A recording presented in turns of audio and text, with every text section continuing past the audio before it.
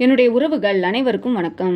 நம்ம இன்னைக்கு இந்த பதிவில் என்ன பார்க்க போகிறோம்னா, பிள்ளைங்கிட்ட வந்து எதை சொல்லி வளர்க்கணும், எதை சொல்லக்கூடாதுங்கிறது தான் நம்ம இந்த பதிவில் பார்க்க போகிறோம். இப்போ தான் நம்ம சேனலை முதலா பார்க்குறீங்கன்னா, நம்ம சேனலுக்கு லைக் பண்ணிவிட்டு, சப்ஸ்கிரைப் பண்ணிவிட்டு, உங்கள் ஃப்ரெண்ட்ஸுக்கு ஷேர் பண்ணிட்டு போங்க. வாங்க வீடியோக்குள்ளே போகலாம். பிள்ளைகளிடம் சொல்ல வேண்டியவை, சொல்லக்கூடாதவை.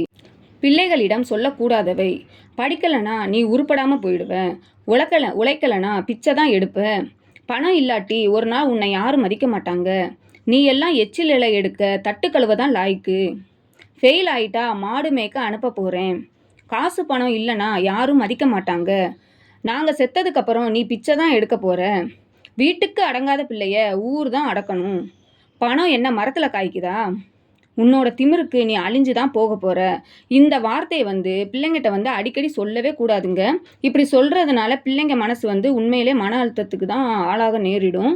நம்ம எப்பயுமே பிள்ளைங்கிட்ட வந்து நம்ம பாசிட்டிவாக பேசினா கண்டிப்பாக அந்த பிள்ளைங்க வந்து நம்மளை வந்து எப்பயுமே நம்மளை வந்து ஊர் மெச்சுற அளவுக்கு தான் நம்மளை கண்டிப்பாக எப்பயும் ஒரு படி மேலே தான் நம்மளை பார்ப்பாங்க. அதனால் இதை வந்து பிள்ளைங்கள்ட்ட வந்து நம்ம சொல்லவே கூடாதுங்க. அப்போ பிள்ளைங்களிடம் சொல்ல வேண்டியவை என்னன்னு பார்க்கலாம்.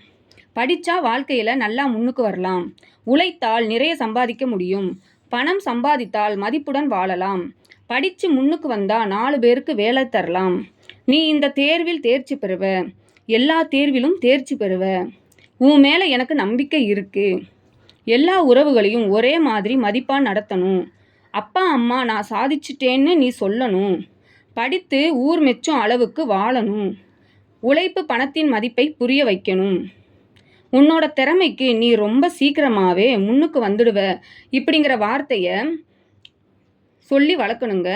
இப்படி நம்ம சொல்லி வளர்க்குறதுனால கண்டிப்பாக நம்ம பிள்ளைங்க வந்து முன்னேறுவாங்க, சாதித்து காட்டுவாங்க, நம்மளும் ஊர் முன்னாடி தலை நிமிர்ந்து வாழலாம். நன்றிங்க.